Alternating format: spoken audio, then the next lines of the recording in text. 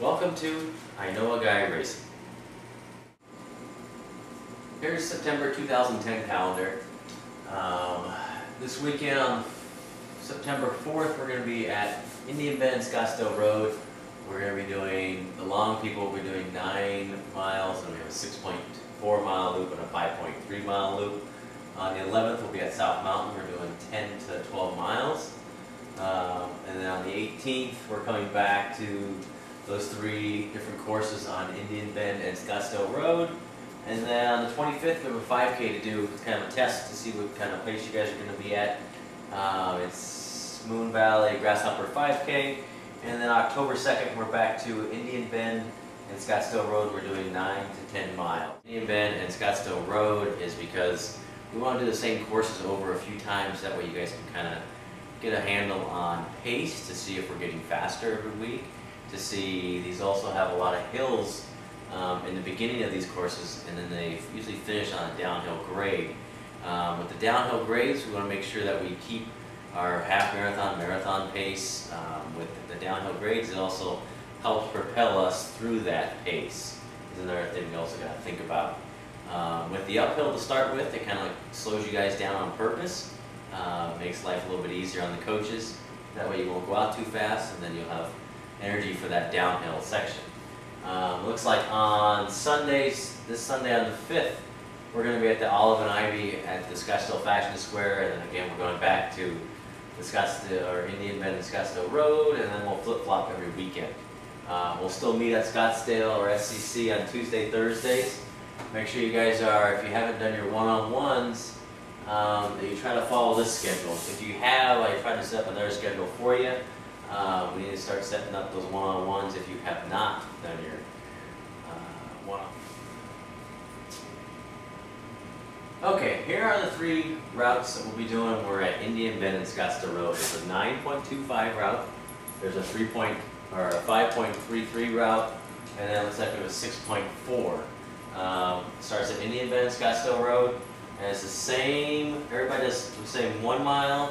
Up the big hill on 2 mile, and they do the same 3 mile.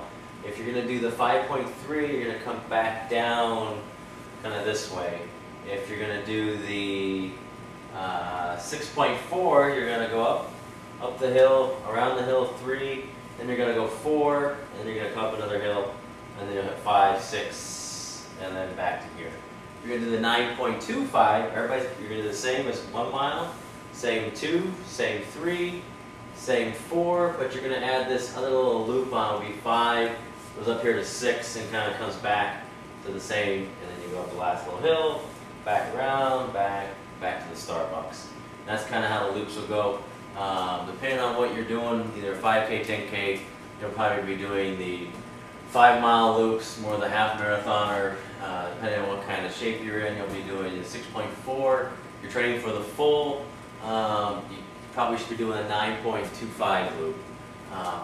Okay, here's the elevations of those 3 routes. The 6.4, the 5.3, 9.25. If you look, I mean, it starts off mile 1, it starts climbing up. It pretty much gets the steepest at the 2, and then we have a little drop down and climbs back up again 3. If you're doing the 5.3 loop, looks like you have a huge long downhill to the finish. So like we said, the tip of the week, you know, if we start off going pretty steady, about a minute or so slower than what our race pace is coming up this hill, and then that means at the bottom, when coming down the hill, you need to go at least about at what race pace is. So you have all this gravity to help you use for your race pace, so you might as well start using that. And then one of the homework assignments of the week was to find out where this point is on the map. And then again, the 6.4 loop is the same. You go up the hill, down a little bit, up the hill, and then it kind of have one little more climb before they get to that downhill. And then, like I said, they have the same, this point and this point, with about 1.5 miles to go on the same exact spots on the 9.3 or 9.25 and the 6.4 loop. So the same spots, just that they have a little bit longer to go. So make sure you guys do your homework, check the routes to make sure where are you going to have these downhills. Make sure we're doing time checks, you know, at some of the highest points on our routes. are something also to look forward to. So you just gotta make sure you guys stay steady, even, going up the big hills. Like I said, the easiest way to get faster is to do some hills, and to use these courses with the downhill finishes like these have here will help you keep your pace going. Okay, here is Gabor Selassie's 2008 world record marathon graph.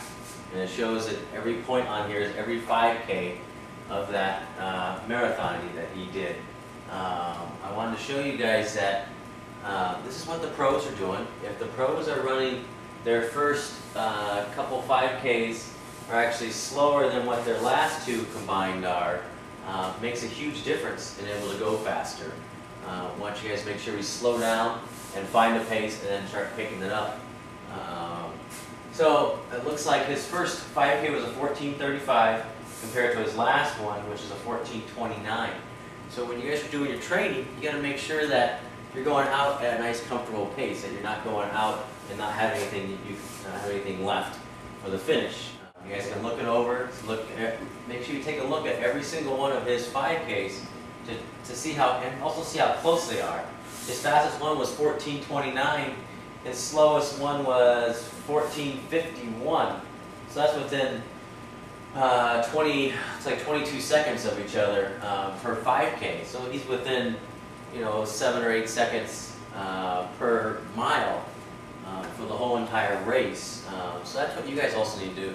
Even if you're walking, jogging, running as hard as you can, the whole idea is to go out at a comfortable pace and make sure you can kind of stay. So even is the #1 thing you can do. So if you go out at an even number, because here's the world record pace, this is how much he dropped down.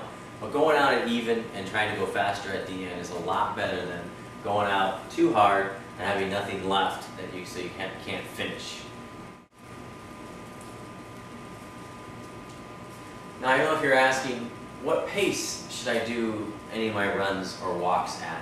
The rule of thumb you would always want to say is, whatever my race pace average is, you want to at least start off anywhere from 1.5 minutes to 2 minutes slower. So if you're doing a 10-minute mile, you'd want to start off doing your long runs, your Saturday, Sunday workouts, long walks, anywhere, just like I said, if you're doing a 10-minute mile, you would do 11 to 12-minute mile for the first few miles.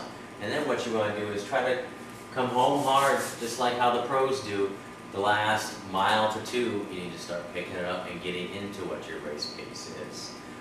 If you start training like this, then you're going to start racing like this, and then life will be a little bit easier. When you come to the races, you'll be more conservative on your races, and you'll see your times will actually get faster because you're going to have a lot more energy when you're passing more people towards the end of the second half of those races. It's when people are passing you that you're not going to be going as fast.